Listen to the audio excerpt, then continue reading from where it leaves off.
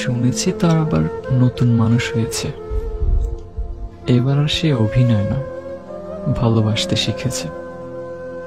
রোজ পড়েছি যার ভালোবাসায়, আজ সেও নাকি পড়ছে অন্য কারো অবহেলায়। নতুন কাউকে পেয়েই যে অবহেলায় পায়ে ঠেলেছিল আমায়, এখন সেও কারো পায়ের কাছে নত হয়ে রয়। দুর্বলতার সুযোগ নিয়ে যে মানুষটা বারবার ঠকিয়েছে আমায়, সত্যি ভালোবেসে আজ সেও হেরে যায়।